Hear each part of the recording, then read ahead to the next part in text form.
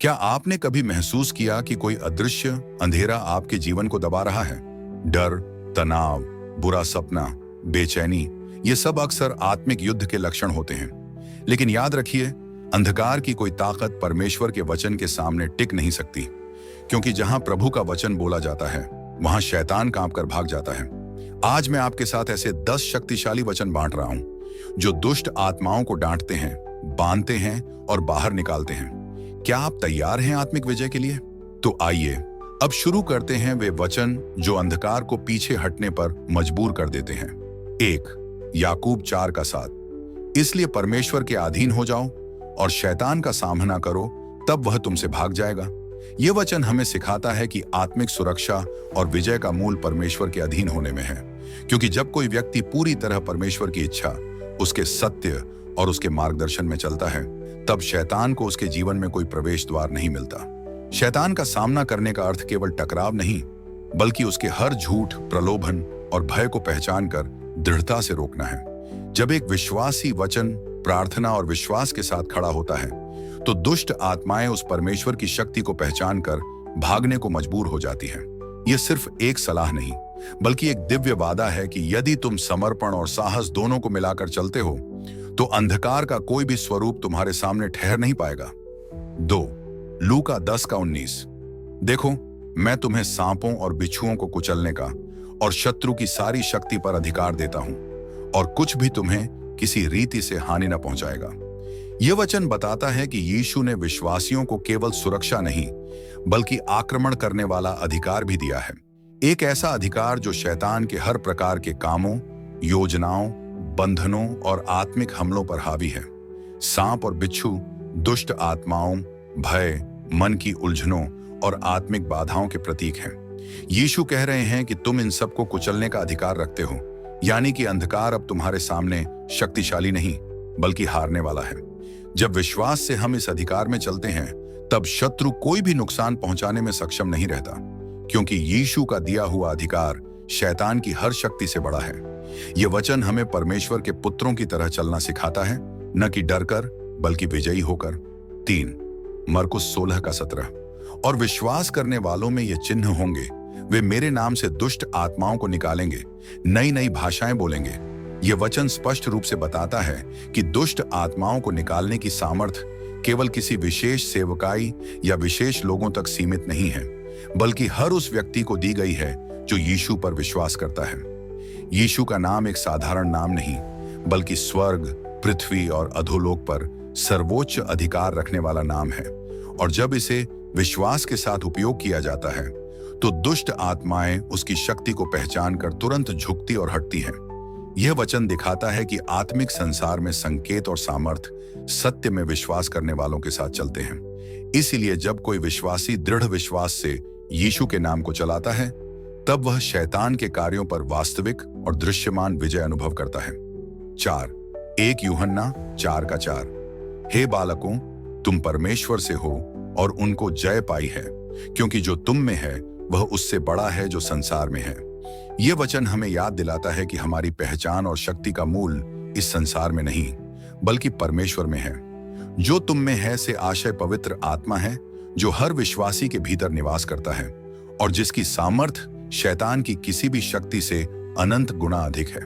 इसका अर्थ है कि चाहे दुष्ट आत्माएं कितनी भी कोशिश क्यों ना करें, वे उस शक्ति से कभी नहीं जीत सकती जो परमेश्वर ने तुम्हारे भीतर रखी है। ये वचन यह भी बताता है कि आत्मिक युद्ध में हमारी स्थिति कमजोर नहीं, बल्कि विजयी है, क्योंकि हम अपने बल से नहीं, बल्कि परमेश्वर की महान सामर्थ्य से खड़े हैं। जब किसी व्यक्ति को यह सत्य भीतर तक समझ आता है, तब वह शैतान के किसी भी डर, भ्रम, प्रलोभन या मानसिक हमले के सामने टूटता नहीं, बल्कि आत्मविश्वास और शांति से खड़ा रहता है, क्योंकि वह जानता है मेरे अंदर का मसीह सबसे बड़ा है। 5 2 कुरिन्थियों 10:4। क्योंकि हमारी लड़ाई के हथियार शारीरिक नहीं, परंतु गढ़ों को ढाने के लिए परमेश्वर के सामर्थी हैं। यह वचन हमारे ध्यान को इस बात पर लाता है कि आत्मिक लड़ाई को मनुष्य की ताकत, तर्क या शारीरिक प्रयास से नहीं जीता जा सकता, क्योंकि यह लड़ाई हमारे मन, आत्मा और विश्वास के क्षेत्र में लड़ी जाती है। गढ़ उन झूठों, गलत आदतों, डर, मानसिक जंजीरों और दुष्ट आत्माओं के मजबूत किलों को दर्शाते हैं, जिन्हें शैतान समय के साथ व्यक्ति के जीवन में खड़ा करता है। लेकिन परमेश्वर के हथियार प्रार्थना, उपवास, वचन की सच्चाई, विश्वास और पवित्र आत्मा का सामर्थ्य इन गढ़ों को जड़ से उखाड़ फेंकते हैं। यह वचन बताता है कि चाहे शैतान ने जीवन में कितनी भी गहराई से बंधन बनाए हों, परमेश्वर की दिव्य शक्ति उन्हें ध्वस्त कर देती है।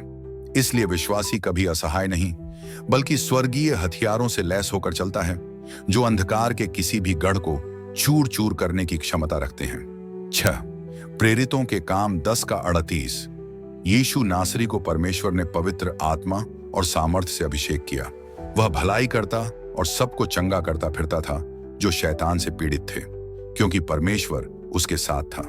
यह वचन बहुत स्पष्ट रूप से दिखाता है कि शैतान लोगों को विभिन्न तरीकों से पीड़ित करता है, चाहे वह बीमारी हो, मानसिक बोझ हो, डर हो या किसी भी प्रकार का आत्मिक दमन। लेकिन यीशु का कार्य था हर उस व्यक्ति को छुड़ाना और चंगा करना जिसे अंधकार ने बांध रखा था। यीशु सिर्फ एक शिक्षक नहीं था, वह पवित्र आत्मा से अभिषिक्त था, जिसका अर्थ है कि उसकी उपस्थिति अपने आप शैतान की शक्ति को तोड़ देती थी। जहां वह जाता वहां दुष्ट आत्माएं खुद कांप उठती थीं और लोग मुक्त हो जाते थे। यह वचन हमें बताता है कि परमेश्वर की उपस्थिति किसी भी प्रकार के दमन से कहीं अधिक शक्तिशाली है। यह भी दिखाता है कि आज भी वही यीशु जीवित है और वही सामर्थ्य अब विश्वासियों के जीवन में काम करता है, ताकि शैतान के हर बंधन से लोग मुक्त हों। 7 इफिसियों 6 का 11। परमेश्वर का पूरा हथियार बांध लो ताकि तुम शैतान की युक्तियों के सामने खड़े रह सको।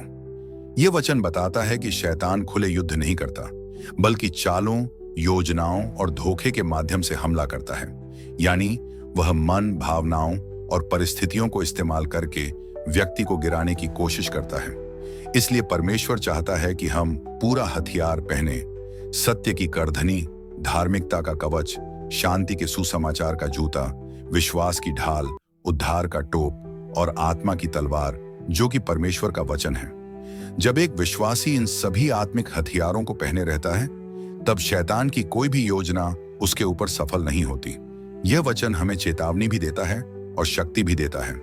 चेतावनी की आत्मिक युद्ध वास्तविक है और शक्ति की परमेश्वर ने हमें पूरी सुरक्षा और विजय का साधन उपलब्ध कराया है।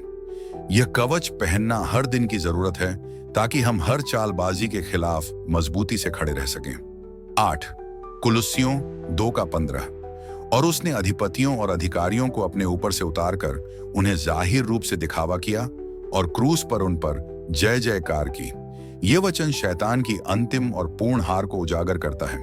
अधिपति और अधिकारी दुष्ट आत्माओं और शैतान के पूरे साम्राज्य को दर्शाते हैं। जब यीशु ने क्रूस पर प्राण दिए और पुनर्जीवित हुए, तब उन्होंने न केवल पाप को हराया, बल्कि शैतान की पूरी शक्ति को उसके हाथ से छीन लिया। यह विजय गुप्त नहीं थी, यीशु ने उसे खुले रूप में घोषित किया, जैसे किसी परेड में विजेता अपने शत्रु को पराजित दिखाता है। इसका अर्थ है कि शैतान अब शक्ति से अधिक धोखे के सहारे चलता है। उसकी ताकत क्रूस पर समाप्त हो चुकी है और वह केवल वहीं काम कर सकता है जहां लोग इस सत्य को नहीं जानते। ये वचन विश्वासियों को याद दिलाता है कि वे शैतान के खिलाफ लड़ाई जीतने नहीं जा रहे, बल्कि वे एक ऐसी लड़ाई में खड़े हैं जो यीशु पहले ही जीत चुका है। 9 भजन संहिता 91 का 11। क्योंकि वह अपने स्वर्गदूतों को तेरे विषय में आज्ञा देगा कि वे तेरी सब मार्गों में रक्षा करें। यह वचन एक शक्तिशाली आश्वासन है कि परमेश्वर ने आपकी सुरक्षा केवल परिस्थितियों पर नहीं छोड़ी, बल्कि उसने स्वर्गदूतों को विशेष रूप से आपकी रक्षा के लिए नियुक्त किया है। ये स्वर्गदूत अदृश्य होने के बावजूद वास्तविक हैं और लगातार आपके मार्गों पर नजर रखते हैं। आप जहां जाते हैं, जहां चलते हैं, जो निर्णय लेते हैं, हर क्षेत्र में वे आपकी हिफाजत करते हैं।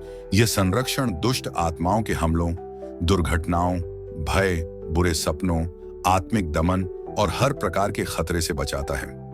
यह वचन हमें बताता है कि आप कभी अकेले नहीं चलते। आपके चारों ओर स्वर्ग की एक अदृश्य सेना चलती है और कोई भी दुष्ट शक्ति उन स्वर्गदूतों को पार नहीं कर सकती जिन्हें परमेश्वर ने आपकी रक्षा के लिए भेजा है। 10 भजन संहिता 34 का 17। धर्मी पुकारते हैं और यहोवा सुनता है और उन्हें सब विपत्तियों से छुड़ाता है। ये वचन दिखाता है कि परमेश्वर अपने लोगों की पुकार को न केवल सुनता है बल्कि उस पर सक्रिय रूप से कार्य भी करता है।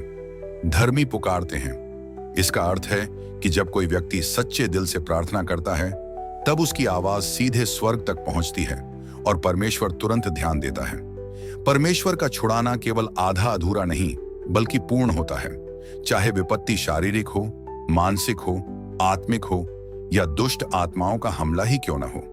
यह वचन बताता है कि कोई भी परिस्थिति इतनी कठिन नहीं होती कि परमेश्वर उससे न बचा सके।